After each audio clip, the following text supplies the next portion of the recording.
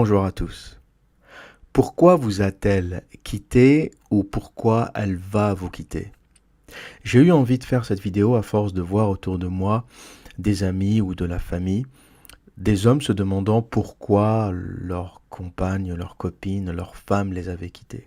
Et ils étaient là au bout de quelques mois, des fois quelques années encore à pleurer leur relation passée, à se demander pourquoi, comment est-elle partie. Eh bien, pour expliquer cela, il y a une règle que tout homme devrait connaître, que tout homme devrait comprendre, que tout homme devrait écrire, à savoir que une femme reste avec vous tant que vous êtes sa meilleure option. Une femme reste avec vous tant que vous êtes sa meilleure option. Si au cours de votre relation, vous avez été dégradé socialement, vous avez perdu votre boulot, vous avez été dégradé physiquement, vous étiez un jeune sportif et au bout de quelques années, vous êtes bedonnant, vous vous laissez aller, tu te laisses aller. Si elle vous a rencontré à une époque où vous étiez plein de potentiel, prenons un exemple, vous êtes étudiant en médecine en 5e année, elle vous voit déjà chirurgien et elle se voit déjà avec un homme plein de succès, de réussite, d'argent. Et vous abandonnez vos études pour aller faire le tour du monde et vous ne reprenez jamais vos études de médecine et vous finissez par, je sais pas, faire autre chose, devenir agent immobilier, faire un truc, votre passion. Et du coup, vous étiez en potentiel sa meilleure option et vous vous êtes dégradé sur le chemin. Et c'est un peu ce que beaucoup d'hommes ne réalisent pas. Et beaucoup aussi tentent de revenir avec leur dulciné en se disant ah qu'est-ce qu'il faut ou en lui disant ah qu'est-ce qu'il faut que je change, dis-moi ce qu'il faut que je fasse pour que tu m'améliores, pour que tu restes avec moi. Mais ce qu'ils ne comprennent pas, c'est que à ce stade, c'est déjà perdu. Au moment où vous essayez de la récupérer, vous l'aviez en réalité déjà perdu. Parce que la femme, quand elle vous quitte, ça se passe en 3 étapes. Tout d'abord, une femme, pour qu'elle reste avec vous, il faut qu'elle vous admire. Elle aime ce que vous faites, elle vous admire par votre profession, ou par votre physique, ou par votre passion. Il y a quelque chose qui fait qu'elle est en admiration. Donc la première étape vers le départ ou vers la fin de la relation, c'est que elle ne vous admire plus. Elle n'aime plus ce que vous faites, elle n'aime plus qui vous êtes, elle n'aime plus qui vous êtes devenu. Ensuite, il y a le respect. Une femme, même si elle ne vous admire pas, ou même si le maillon admiration a sauté, il reste le respect. Donc elle vous respecte en tant qu'homme, en tant qu'être humain. Elle fait attention à ce qu'elle vous dit, elle ne vous insulte pas. Donc il reste ce maillon-là. Lorsque le maillon respect saute, et j'ai une anecdote à ce sujet, un très bon ami à moi qui est en ce moment dans une relation difficile m'a raconté un épisode avec sa femme. Ils ont eu un enfant il y a 1 an et elle lui a jeté en étant énervée les couches du bébé pleines de merde à la gueule. C'était au cours d'une dispute, elle lui jette ça, elle lui fait ben t'as qu'à le changer. Et ça l'avait agacé parce qu'il me dit elle ne m'a jamais fait ça, elle ne m'a jamais parlé comme ça et je comprends pas. Et malheureusement, je lui ai dit qu'il était déjà en train de prendre la porte de sortie. Parce que il peut encore récupérer le truc en étant ferme et en ne laissant pas ce manque de respect s'établir, parce qu'une femme va tester sa limite. Elle va commencer à mal vous parler si elle voit qu'il n'y a pas réaction de votre part, si elle voit qu'il n'y a pas de masculinité. Et des fois, une femme va justement faire ça, juste parce qu'elle est frustrée de votre manque de domination, de votre manque de masculinité. Donc elle va vous titiller, elle va vous shit tester, comme on dit. Le shit test, vous savez, c'est le test de merde, pour traduction littérale, qui est lorsque la femme vous teste pour voir combien homme vous êtes, ou qu'est-ce qui reste de masculinité en vous. Hein, donc elle va vous lancer des défis, et c'est à vous de savoir répondre à ces défis. Donc une femme qui vous jette des couches pleines de merde à la gueule, Là, c'est du haut niveau. Là, c'est un truc qu'il faut pas laisser passer. Là, c'est tout de suite, vous la prenez à part et vous lui parlez clairement. Vous lui dites que c'est la dernière fois qu'elle fait ça. Vous lui dites que si ça se reproduit, elle prend la porte. Vous pouvez pousser ça assez loin parce que l'acte en lui-même est agressif. L'acte en lui-même est violent. Donc votre réponse, tout en étant respectueuse, hein, lui foutez pas des claques dans la gueule. J'ai jamais vraiment été pour la violence contre les femmes. Mais elle peut être verbale, hein. La violence peut être verbale et vous pouvez répondre verbalement à cet acte qui à la base était une violence physique de la femme. Et euh, si vraiment la violence physique augmente, les hommes doivent se défendre, hein. C'est vrai que les médias, la bien-pensance ne parlent pas beaucoup des violences des femmes contre les hommes, mais beaucoup d'hommes se font tabasser par leurs femmes. Certains ne répondent pas parce que ce sont des hommes, ils ont été élevés comme ça et ils ne lèveront jamais la main sur une femme et c'est tout à leur honneur, même si ce n'est pas forcément la bonne attitude. Et d'autres ne répondent pas parce que tout simplement ils sont en infériorité physique face à leurs femmes, hein. Il y a des femmes balèzes, il y a des femmes qu'on ne peut pas contrôler lorsqu'elles deviennent complètement hystériques, et ils sont simplement physiquement dominés par la femme. Donc la perte du respect, c'est vraiment le deuxième maillon qui saute lorsqu'une femme est en train de vous quitter. Quand une femme commence à vous parler mal, analysez la situation et réveillez-vous, vous êtes déjà en train de prendre la porte de sortie. Donc c'est encore un maillon que vous pouvez récupérer, hein, en étant masculin, en étant ferme, en ne laissant pas faire, mais c'est déjà une étape vers la sortie, quoi qu'il en soit. Et le troisième maillon qui saute, eh bien, c'est le fait de vous supporter.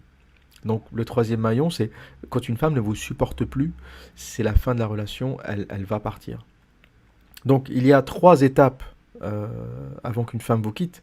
Il y a la perte de l'admiration, ensuite il y a la perte de respect, et ensuite en trois, elle ne vous supporte plus. Et au moment où une femme vous quitte, c'est une chose qu'elle a déjà mûrie. Elle ne décide pas de vous quitter le matin à 8 heures et elle est partie le jour même à midi, ça ne se fait pas comme ça. Ce processus s'enclenche des mois à l'avance, parfois des années à l'avance. Il y a plein de signes révélateurs, la façon dont elle vous parle, le temps qu'elle vous consacre, le fait qu'elle vous trompe. Il y a plein d'indicateurs qui se cumulent avant que la femme ne vous quitte. Donc, au moment où elle vous dit je m'en vais, ce n'est même pas la peine d'essayer de la récupérer parce que c'est quelque chose qu'elle a déjà mûri sur des mois, voire des années. Parce que au moment où elle a perdu de l'admiration, elle vous a déjà dit je m'en vais et vous n'avez pas réagi. Au moment où elle a perdu du respect, elle vous a déjà dit je m'en vais, mais vous n'avez pas réagi. Et ensuite, au moment où elle ne vous supporte plus, elle est déjà en train de partir, et là, elle verbalise ce que vous n'avez pas compris pendant des mois et des années. Donc c'est déjà trop tard, hein. J'ai envie de dire, à ce moment-là, il faut la laisser partir, quoi. Il y a pas grand-chose, hein.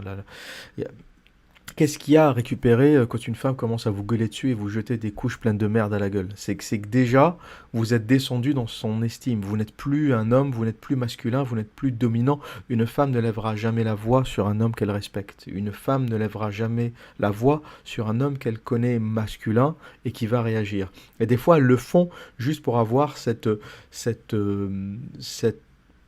assurance. Elle va avoir l'impression d'être à côté d'une larve qui ne réagit plus, qui n'a plus de testicules, et elle va le provoquer. Et si vous réagissez comme un homme, ça va la calmer en se disant c'est bon, je l'ai testé et je suis encore avec un homme. Il y a beaucoup de femmes qui réagissent comme ça. Et les relations, c'est quoi une relation passionnelle où la femme gueule, vous donne des coups de poing sur l'épaule, et ben en fait, elle est juste en train de tester votre masculinité. Si une femme vous tape et vous la regardez en riant ou vous lui disiez oui mais non calme-toi on va voir ce qu'on peut faire, etc., vous avez perdu le shit test là. Là vous avez perdu le test de masculinité. Donc il faut calibrer et répondre proportionnellement à ce que à ce que la femme provoque. Donc voilà pourquoi une femme va vous quitter, et vous savez que les femmes sont ce qu'on appelle hypergames. ce que j'ai déjà dit, je ferai peut-être une vidéo spécifique sur l'hypergamie, c'est qu'une femme va essayer de trouver sa meilleure option et va toujours être ou va tenter de trouver un homme supérieur à elle socialement, physiquement, financièrement.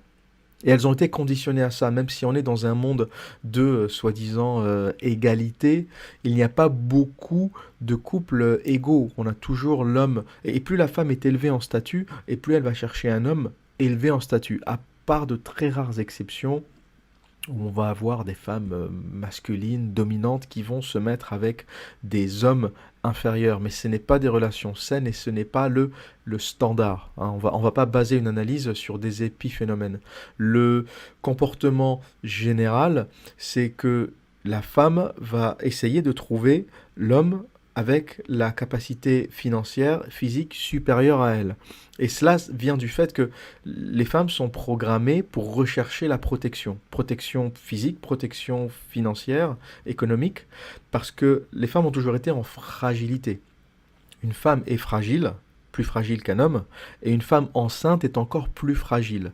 Donc la survie de l'espèce, si je suis là, si vous êtes là, si on est tous ici, si on est là, 7 milliards, peut-être bientôt 9 milliards sur cette planète, c'est qu'il y a de tout temps eu des femmes qui se sont mises ou qui ont cherché des hommes dominants qui les ont protégées, qui ont fait qu'elles ont eu pendant leur grossesse nourriture, protection, pendant des périodes où elle n'était pas en capacité de se nourrir, de se protéger. Elle a eu l'homme qui est allé chasser, qui est allé faire les guerres, qui a protégé la tribu, qui l'a protégée, qui a fait qu'elle a pu élever son nourrisson. Il n'y a rien de plus fragile qu'une femme enceinte. Parce que, un, elle a besoin de se nourrir pour deux, hein, elle et son bébé. Deux, elle n'est pas en capacité de chasser, de se nourrir, de cueillir, de cultiver. Elle ne peut plus faire ces activités-là. Et donc sa survie a toujours dépendu de sa capacité à trouver un homme supérieur, ou du moins un homme supérieur à elle, dans les meilleures options qu'elle a pu trouver. Donc, en fonction de sa capacité, hein, et plus elle est belle, plus elle est séduisante, plus elle est fertile, plus elle aura de prétendants, plus elle aura le choix. Donc, plus elle est belle et plus elle va monter dans la hiérarchie des hommes disponibles. Et aujourd'hui, pourquoi l'hypergamie est difficile? Pourquoi c'est très difficile de se mettre en couple avec une femme? Ou pourquoi il y a autant de misère sexuelle? C'est que les femmes étant montées dans l'échelle sociale, trouver un partenaire supérieur à elles est très difficile. Il y a plein de femmes qui disent où sont passés les hommes? Et je vous renvoie vers ma vidéo où sont les hommes? Elles disent tout ça, où sont passés les hommes, je ne trouve pas d'hommes, j'ai des amis autour de moi avec qui je parle de temps en temps, des amis femmes, et qui me disent il y a plus de mecs, j'arrive pas à en trouver.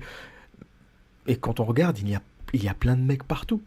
Il y a plein de mecs sur Tinder, il y a plein de mecs sur Instagram, sur Facebook, il y a plein de mecs sur tous les sites de rencontres de merde. Il y a plein de mecs dans la rue, il y a plein de mecs dans les boîtes qui leur lèchent le cul du matin au soir. Mais qu'est-ce que ça veut dire, je trouve pas de mecs? Eh bien, lorsqu'une femme vous dit je ne trouve pas de mec, ça veut dire qu'elle ne trouve pas de mec supérieur à elle. C'est ça la traduction. Et dans un monde où les femmes gagnent presque autant que les hommes, trouver un homme supérieur à elle, une femme qui veut trouver un homme supérieur, une femme qui gagne déjà 30 000, 40 000, 50 000 livres, ou 50 000 euros, ou 50 000 dollars, trouver un homme supérieur à elle, c'est trouver un homme qui gagne 70 000, 90 000, 100 000, 150 000 dollars. Et c'est là où elle ne trouve pas de mecs ou pas beaucoup de mecs, parce qu'il y en a combien des mecs qui gagnent plus de 150 000 dollars? Ça court pas les rues. Donc en fait, quand elles disent je ne trouve pas de mecs, c'est où sont le top 10% de la pyramide.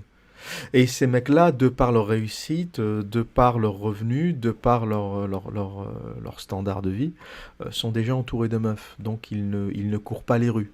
C'est pour ça que quand une meuf chope un mec pareil, elle va essayer de le garder. Donc, une femme va toujours essayer de rester ou de se retrouver en infériorité par rapport à un homme. N'écoutez pas les discours féministes ou ce que peuvent nous raconter les médias. Dans sa nature intrinsèque, dans ce qui l'a conditionné sur des millions d'années d'évolution, elle jouira de se retrouver en situation d'infériorité face à un mâle dominant, qui sera mâle dominant dans tous les sens, hein, physiquement, économiquement, euh, et c'est ça qu'elle recherche. Donc au moment où vous descendez, au moment où vous vous dégradez, que ce soit économiquement, hein, vous perdez votre emploi, vous êtes dégradé dans votre poste, hein, il y a beaucoup de divorces qui arrivent suite à une perte d'emploi. Hein, on ne peut plus payer le crédit, on ne peut plus subvenir aux besoins de la famille, et la femme va paniquer, ses gènes vont paniquer, c'est même plus son cerveau conscient, c'est son cerveau reptilien, et elle va enclencher son mécanisme de survie, et elle va essayer de trouver rapidement où s'accrocher, où se greffer pour continuer à survivre. Donc vous êtes dégradé économiquement, vous êtes dégradé, une autre raison c'est que vous vous dégradez physiquement, elle vous a rencontré jeune, beau, et vous êtes vieux, bedonnant, fatigué, gras, pas intéressant. Vous faisiez peut-être du sport, du football, du rugby, vous étiez peut-être un sportif et vous êtes là complètement avachi, sans vraiment, sans rien d'excitant, hein, donc vous vous dégradez physiquement. Ou vous pouvez vous dégrader au niveau de votre potentiel, hein. Une femme va rester avec vous ou parce que vous êtes déjà riche ou parce que vous avez déjà du succès. Elle va peut-être aussi rester avec vous parce que vous avez du potentiel. L'exemple de l'étudiant en médecine ou du jeune entrepreneur qui a ouvert son premier restaurant. Donc vous n'êtes pas encore riche, mais vous êtes plein de potentiel. Donc elle se projette avec vous, elle se projette avec quelqu'un qui va être ou chirurgien ou propriétaire de 5, 6, 10 restaurants. Et elle se dit, voilà, ce mec-là, il me fait rêver et il va devenir quelqu'un. Sauf que ben, vous ne le devenez pas. Vous faites faillite, vous faites pas les études, vous faites pas vos études jusqu'au bout, vous ne devenez jamais ce fameux chirurgien, vous ne devenez jamais le propriétaire de ces lignes de restaurants.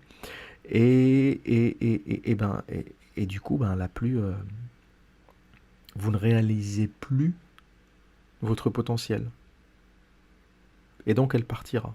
Parce que vous n'êtes plus sa meilleure option. Vous étiez sa meilleure option en tant que milliardaire propriétaire d'une chaîne de restaurants ou en tant que chirurgien, mais vous n'êtes plus son rêve en tant que quelqu'un qui n'est plus tout cela. Donc vous n'êtes plus sa meilleure option. Et ça marche dans tous les cas. Vous, vous pouvez retourner, analyser, décrypter, décortiquer tout cela sous plusieurs angles, l'analyser en prenant plusieurs exemples différents, mais la règle d'or, c'est celle-ci. Au moment où vous cessez d'être sa meilleure option, c'est-à-dire que dans la compétition, elle peut trouver beaucoup mieux, elle va regarder la compétition parce qu'elle ne peut pas faire autrement. C'est dans ses gènes, c'est au niveau de son cerveau reptilien, elle est hyper gamme. Donc si elle ne sent pas qu'elle est avec sa meilleure option, elle va penser au départ. Elle va partir. Et pour ceux qui veulent savoir ben, comment faire, comment identifier, comment savoir qu'elle s'en va, eh bien, c'est les outils que je vous donne et les maillons qu'elle fera sauter au long de votre relation. Donc le premier maillon, ça va être l'admiration. Elle ne vous admire plus, elle ne vous fera plus de compliments, elle ne vous mettra plus, elle ne vous mettra plus la cravate, vous ajustera plus le col, elle fera plus ces petites attentions avant de vous voir partir le matin. Elle n'aura plus cette espèce, elle n'aura plus cette admiration tout simplement de qui vous êtes. Donc ça se traduit par des petits gestes ou des petits mots gentils qui vont disparaître. Le deuxième maillon qui va sauter, ça va être le respect. Donc là, ça se traduit par beaucoup de choses, hein. Elle ne vous consacre pas du temps, elle ne vous consacre plus du temps, elle ne vous parle pas très bien, hein. Elle va être plus agressive, elle va moins choisir ses mots, elle va être plus crue dans ce qu'elle va vous dire, elle va être moins patiente hein, elle va se lever de table sur un coup de nerf, elle va vous balancer les couches du bébé à la gueule, elle va disparaître chez sa mère 1 ou 2 jours parce que vous l'énervez et elle a besoin d'air, hein, j'ai besoin d'air, ça c'est j'ai besoin d'air, vous pouvez traduire je vais bientôt partir. Ça c'est le deuxième maillon. Et le troisième maillon qui saute, ben c'est elle ne vous supporte plus, donc elle ne peut plus dormir avec vous, elle ne peut plus, elle ne peut, elle, elle se sent mal à côté de vous, elle n'a plus envie presque de vous voir. Donc là, c'est pratiquement, c'est la fin, c'est la fin. On va dire que au niveau admiration et respect, ces deux maillons, on peut encore rattraper on peut encore rattraper le truc à ce niveau-là. Hein, si vous avez envie de le rattraper, hein, il y a des hommes qui sont très heureux de laisser leur gonzesse partir. J'en fais partie et moi ça me va très bien. J'ai- je n'ai pas volonté de me mettre en relation longue ou sérieuse, hein, ce n'est pas quelque chose qui m'intéresse. Donc enchaîner les conquêtes me va absolument, absolument bien. Mais je comprends qu'il y ait des hommes qui croient encore en, en la relation, qui croient encore en la femme. Pauvres hommes, hein, mais c'est comme ça pour eux. Et qui veulent encore garder leur femme, eh bien les maillons à regarder ou les maillons à suivre, c'est cela, c'est admiration, respect et le fait qu'elle vous supporte ou pas. Donc au niveau admiration et respect, vous pouvez encore rattraper le coche, hein. Si elle ne vous admire plus, eh bien ben, ça c'est vraiment à vous d'améliorer votre condition physique, d'améliorer vos perspectives de carrière. Si elle ne vous respecte plus, c'est à vous de vous faire respecter et de redevenir un homme et de mettre des limites à ces débordements qui sont des tests. Et par contre, le troisième maillon, là, vous ne pouvez rien récupérer, hein. Si elle ne vous supporte plus, c'est que vous avez déjà grillé les deux premiers allègrement et que vous êtes déjà en train de prendre la porte de sortie. Voilà, c'était ma vidéo du jour. Pourquoi vous a-t-elle quitté ou pourquoi va-t-elle vous quitter? N'hésitez pas à me laisser des petits commentaires. N'hésitez pas à liker cette vidéo si vous l'avez aimée. Que dire d'autre? Eh bien, comme à mon habitude, prenez soin de vous et à très bientôt.